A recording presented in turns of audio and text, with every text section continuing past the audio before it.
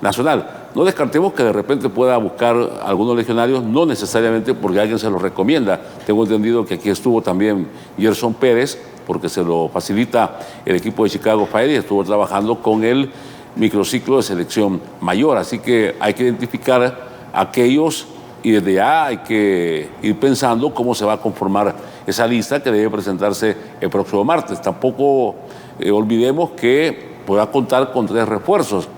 Yo pudiera mencionar algunos nombres de jugadores que ya formaban parte de la selección sub-20 que estuvo en el premundial de Honduras.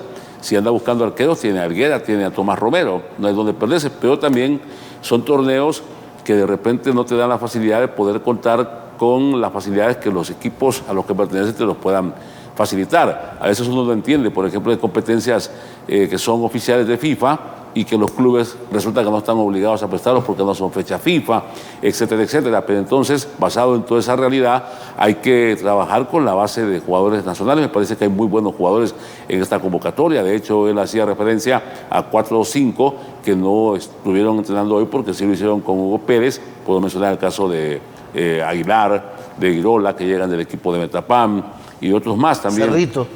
Justamente, entonces, ahora, yo creo que no hay donde buscar otra respuesta más que trabajar con la base de nacionales y apoyarse, el mismo Hugo Pérez, apoyarse en Gerson, para que puedan identificar a aquellos jugadores que ya estuvieron reforzando la selección en el premundial de Honduras, que era clasificatorio también para el mundial de Indonesia. Así que no hay donde buscar otra respuesta, Luciana y amigos televidentes. Hay que trabajar con lo que se tiene en el país, aprovechar que antes de la doble fecha del mes de marzo se pueda al menos realizar 2 microciclos, es decir, antes del partido de la selección mayor contra Honduras y el de Nation también de CONCACAF, justamente poder jugar con esos tiempos y trabajar esos 2 microciclos al menos comprendidos en el mes de marzo.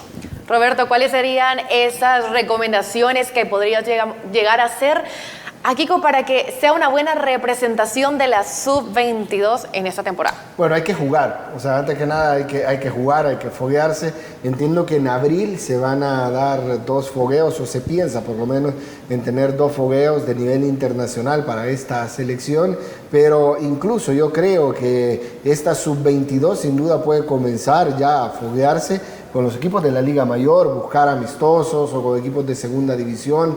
Creo que el jugar lo más que se pueda antes de la competencia le puede sentar bien a esta selección, sobre todo por el poco tiempo de trabajo que tendrá, y jugando, realmente estando ahí en la cancha, podrá hacer Kiko las correcciones necesarias antes de entrar ya a la competencia oficial. Adrián, ¿cuáles serían también tus recomendaciones, pero previo a que ya comience todo este gran movimiento de la sub-22? Bueno, yo creo que lo que dice Roberto, o sea, cuanto más partidos tengan, aunque sea con equipos de aquí de la liga, eso es bienvenido, o sea, porque el fogueo, el entrenamiento es una cosa, pero poner en prueba ya en un juego un poquito más formal, ¿verdad? Ya con un rival un poquito más fuerte, eso te hace crecer, te hace por lo menos ver tus errores, ver tus virtudes. A mí lo que me llama la atención también, que uno quisiera saber, porque Kiko tiene la posibilidad de elegir 3 mayores de edad. Sí.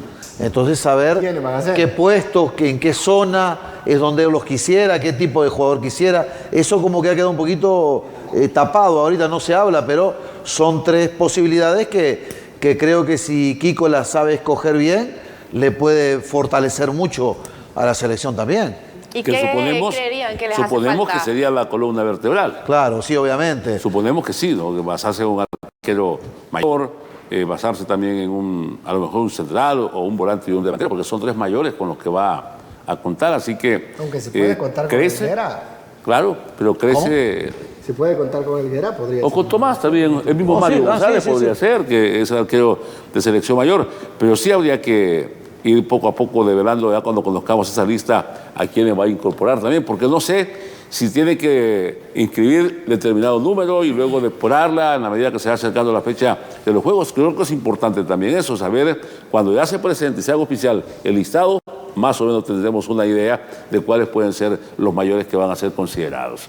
Sí, aunque yo interpreté por lo que dijo Kiko cuando estuvo aquí ahora en la nota, de que el 28 como que es la lista final. El martes. Hay que No, es la lista ampliada que se presenta antes de No es cada la final. torneo. No, es así la como- que después bueno, de... Pero exacto. Para eso le da un ese margen, claro. universo de jugadores No puede salirse. puedes escoger. Claro. Nada más, Sí, ¿no? sí, Ya sí. no puedes decir... Es una lista voy a- preliminar, ajá. como ocurría en eliminatorias, en Sí, sí, sí. competiciones, que tenés que meter En Copa 50. Oro, que metes 50 jugadores. 50 Y después de jugadores. esos 50 tiene que escoger. Exactamente. Ahí ¿Y puede. creerían que les hace falta algo todavía para dar buena cara a esa selección sub-22 en lo que se va a llegar a Sí, enfrentar? lo que pasa es que a nosotros siempre nos hace falta tiempo, todo el tiempo nos hace falta planificación. Todo nos hace falta Todo el siempre. tiempo nos hace falta contar con la voluntad de los dueños de los jugadores, que hay que estar negociando, que antes de enfrentar a los rivales, pues los rivales están internamente, como lo dijo una vez Hugo, que después fue llamado incluso también para consultarle a qué se refería.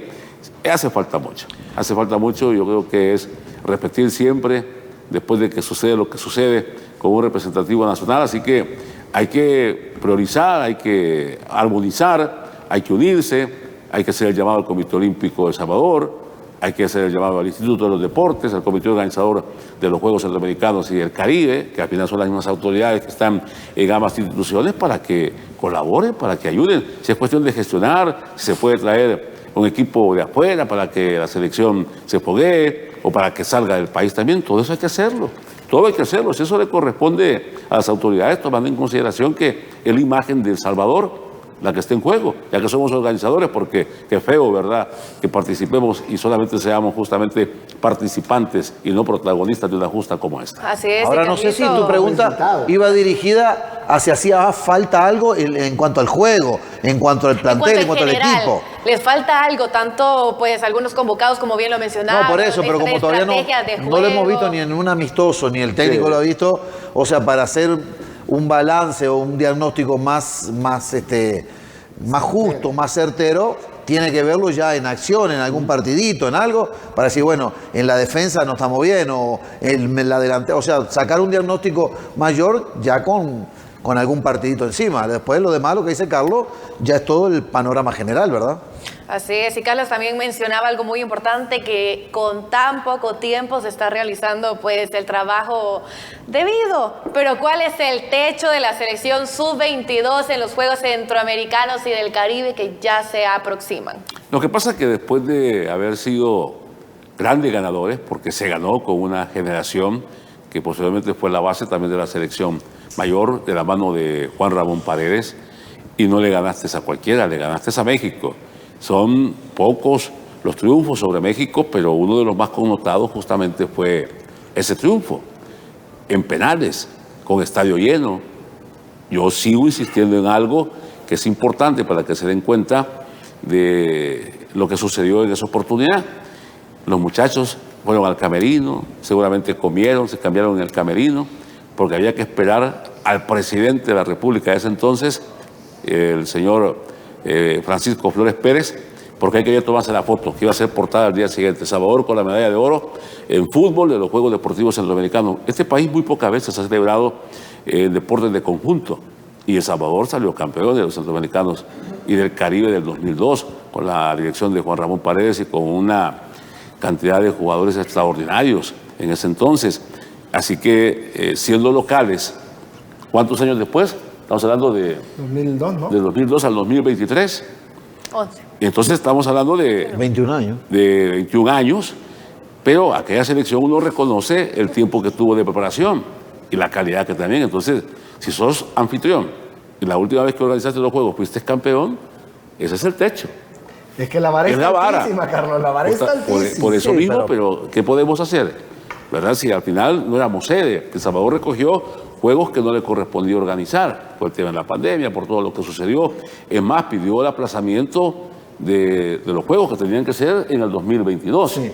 y pasaron para el 2023. Entonces, después que había que hacer gestiones con CONCACAF para que permitieran que El Salvador clasificara, porque El Salvador fue eliminada. Sí. La selección fue eliminada justamente en el proceso ese eliminatorio para clasificar estos juegos. Así que me parece que está muy alta la vara.